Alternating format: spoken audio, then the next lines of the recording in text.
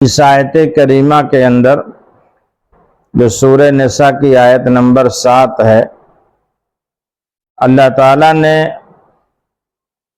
اپنے بندوں کو، اہل ایمان کو یہ حکم دیا ہے کہ وراثت کے اندر جس طرح مردوں کا حصہ ہے اسی طرح عورتوں کا حصہ ہے۔ مرنے والا خواہ تھوڑا مال چھوڑے یا زیادہ مال چھوڑے، وہ ایک متعین مقدار ہے جو شریعت نے متعین کیا ہے۔ لیکن زمانے جاہلیت میں بھی یہ دستور تھا کہ عورتوں کو محروم کر دیا جاتا تھا میراث سے، بچیوں کو، بیٹیوں کو محروم کر دیا جاتا تھا میراث سے، مرد لوگ سب قبضہ کر لیتے تھے۔ اس ظالمانہ رسم و رواج کو ختم کیا ہے اسلام نے، اور آج بھی جس کو تعلیم یافتہ دور کہا جاتا ہے، لوگ بہت ایڈوانس بنتے ہیں، لیکن آج بھی یہ سلسلہ جاری ہے، اور بچیوں کو، بہنوں کو، بیٹیوں کو، عورتوں کو وراثت سے محروم کر دیتے ہیں اور باپ کی تمام جائیداد پر قبضہ کر لیتے ہیں۔ یہ بات بالکل غلط ہے، اور بہنوں کے حصے پر قبضہ کر کے اس کو ہڑپ کر لینا حرام ہے، ناجائز ہے، ایسا نہیں کرنا چاہیے۔ اللہ تعالیٰ بہت رحیم اور کریم ہے کہ انہوں نے مردوں کے ساتھ عورتوں کا بھی حصہ بیان کر دیا۔ قرآن کریم کی مختلف آیات کے اندر تفصیل کے ساتھ ان حصوں کو بیان کیا گیا ہے۔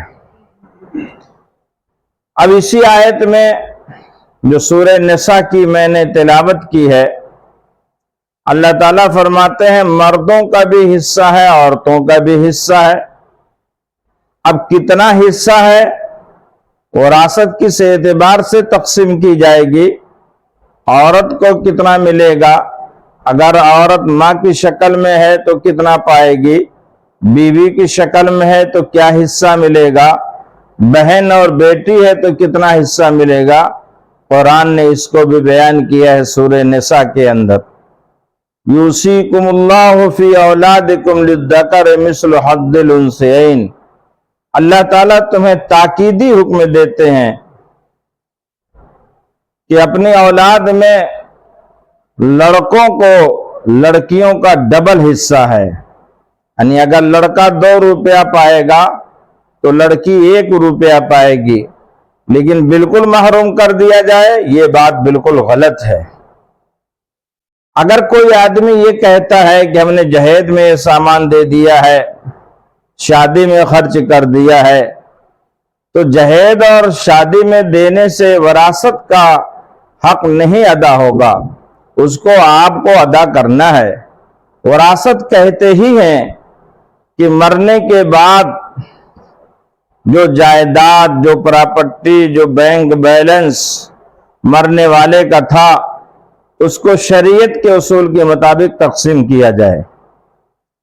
لیکن افسوس ہے ہمارے اس معاشرے پر کہ بہت سے دیندار کہلانے والے حضرات بھی جو چلہ بھی لگاتے ہیں، تسبیح بھی پڑھتے ہیں، تہجد بھی پڑھتے ہیں، تلاوت بھی کرتے ہیں، لیکن جب وراثت تقسیم کرنے کا مسئلہ آتا ہے تو بڑی خاموشی کے ساتھ بہنوں اور بیٹیوں کا حصہ ہڑپ کر جاتے ہیں اور انہیں محروم کر دیتے ہیں۔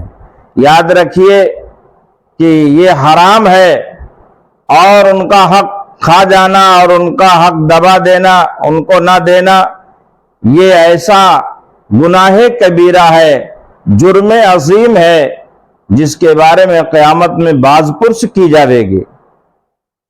حدیث شریف میں ایک واقعہ آتا ہے کہ حضرت سعد بن ربیع رضی اللہ تعالیٰ عنہ جب سن 3 ہجری کے اندر غزوہ احد میں ان کو شہادت ملی، تو ان کے انتقال کے بعد ان کے بھائیوں نے سارے مال پر قبضہ کر لیا، اور ان کی بیوی کو اور ان کی بیٹیوں کو محروم کر دیا۔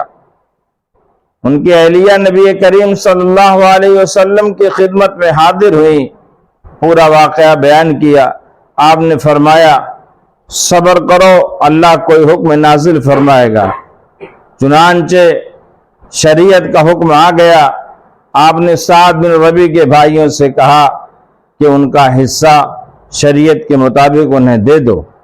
اسلام میں سب سے پہلے وراثت پر عمل حضرت سعد بن ربیع کی اولاد میں کیا گیا ہے۔